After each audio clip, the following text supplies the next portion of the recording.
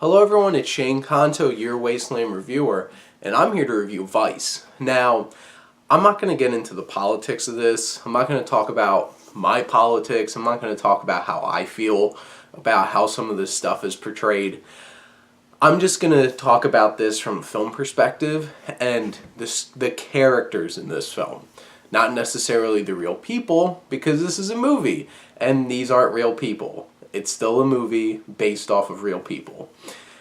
Because they take a lot of liberties with a lot of stuff in this film, and it's kind of like, and they even admit it in the film, they're making assumptions, because Dick Cheney's a very private guy, and you have to fill in a lot of gaps in this.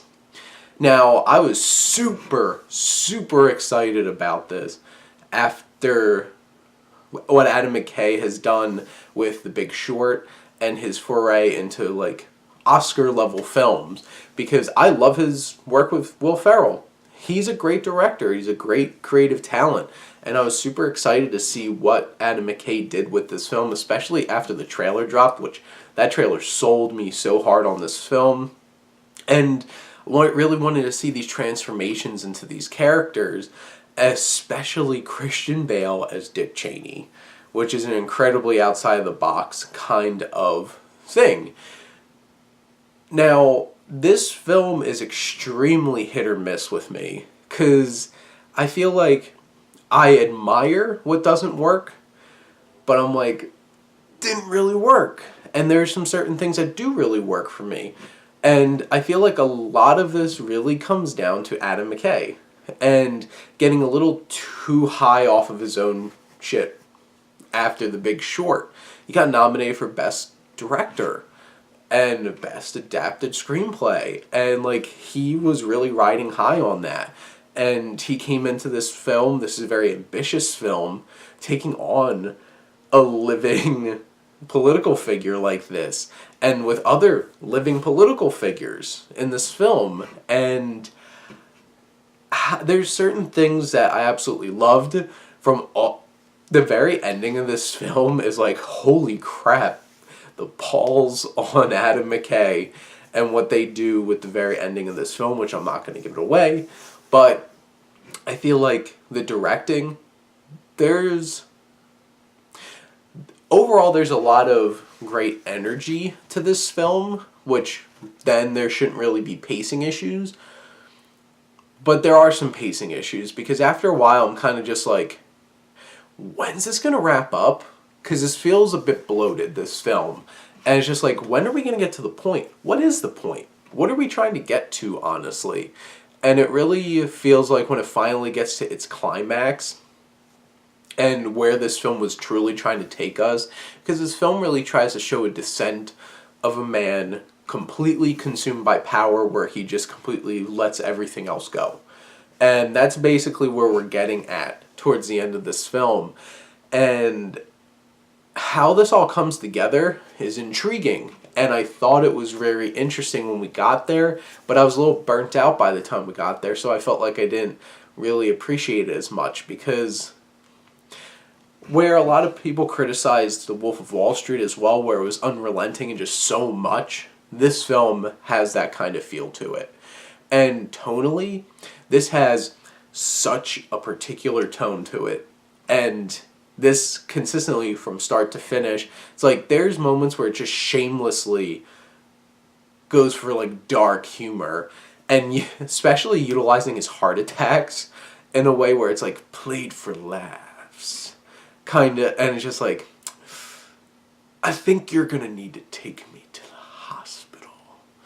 And like, how it just played off, you can't help but laugh. And then there's moments where it gets super serious. But still in an eye-winking kind of way at moments. But there's some really serious, intense moments in this film, and I was really like, holy crap, I like this about this film a lot.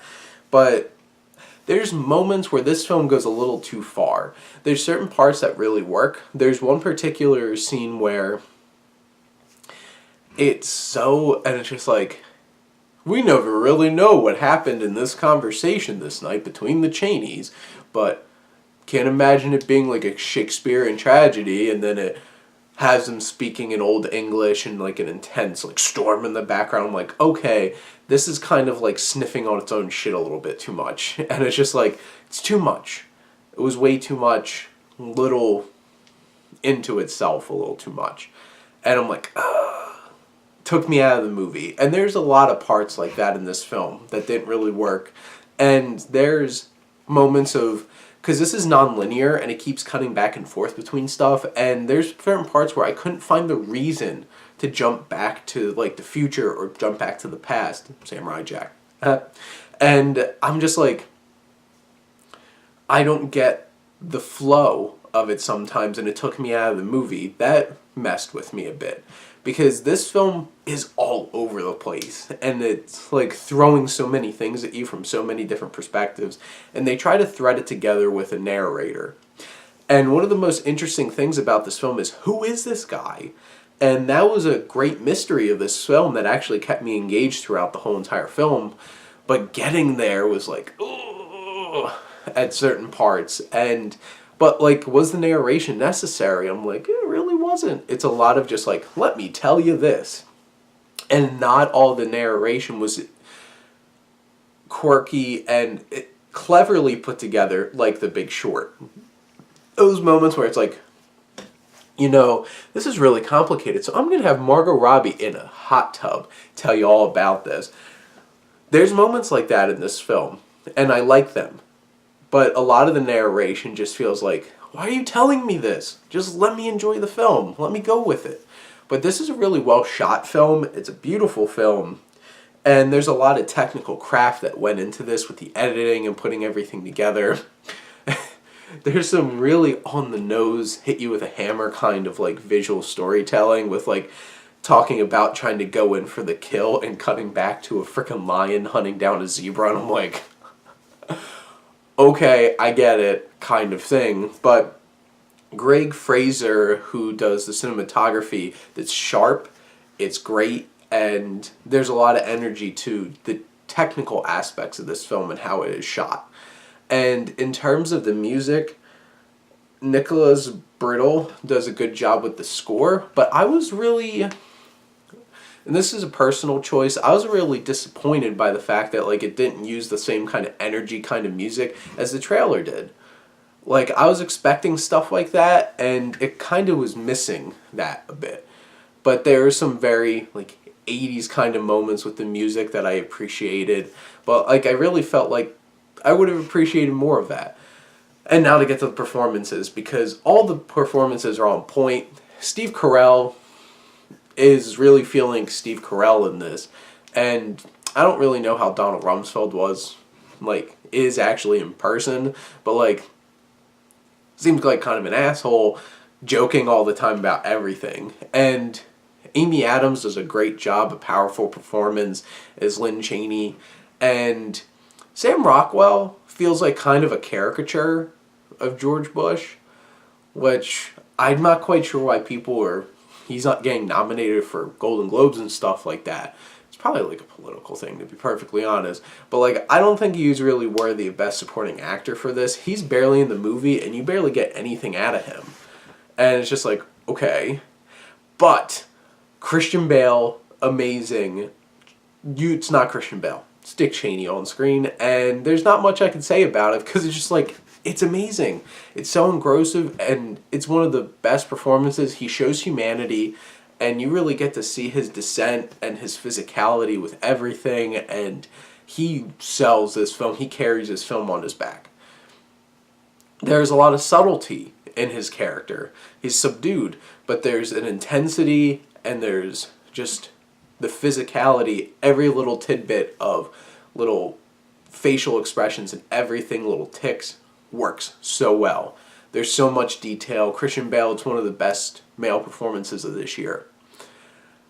This is a really mixed bag. This is going to piss a lot of people off, and it's going to scare a lot of other people.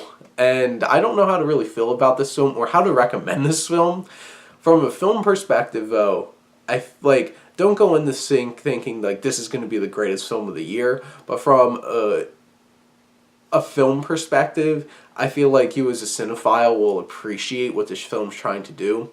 I'm not quite sure, like, if you I'm not even sure, like, if you're super Republican, you're going to enjoy this. If you're super Democrat, you're going to enjoy this.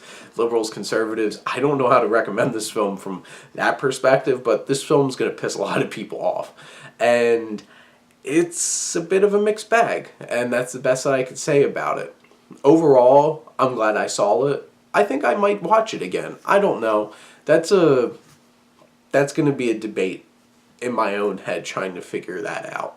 But thank you as always for supporting our Wasteland reviewer, and let me know what you think, and let's talk some movies.